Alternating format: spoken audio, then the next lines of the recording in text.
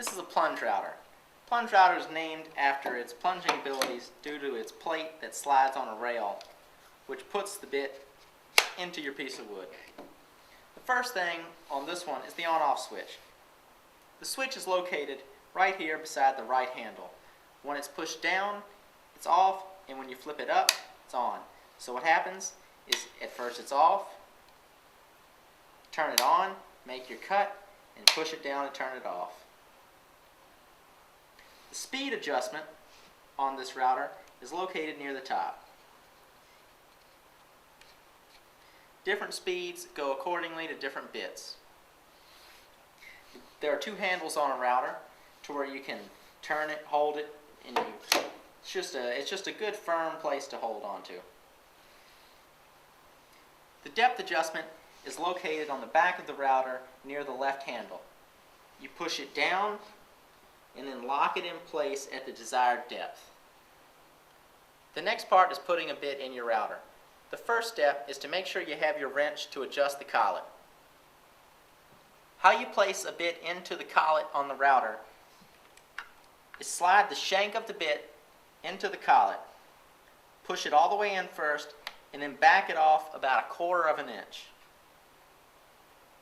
Next thing is tighten it by hand until the shaft on the router begins to turn. Once this happens, push the button located near the collet that locks the armature of the motor. Once you've gotten it hand tightened, use your wrench and tighten it the rest of the way. You want to make sure that it's really tight to where it doesn't slip while you're routing.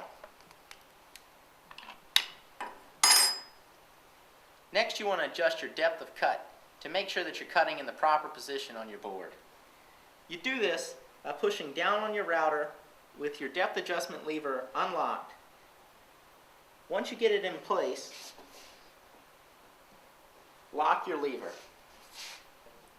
The first step of actually making your cut on your board with your router is making sure that you have a smooth surfaces that you'll be routing against. First, I'm going to take the board and lock it into this bench with the bench dogs.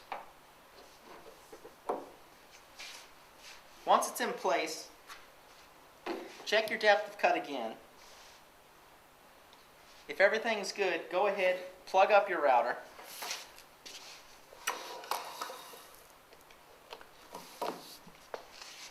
Make sure you wear safety glasses when using a router. A lot of chips and stuff fly around. You don't want them getting in your eyes.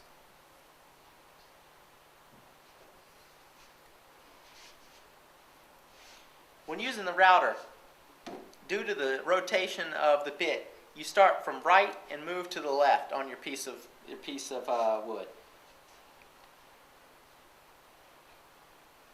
Adjust your speed to the proper speed adjustment. And then go ahead, turn on the router and make your pass.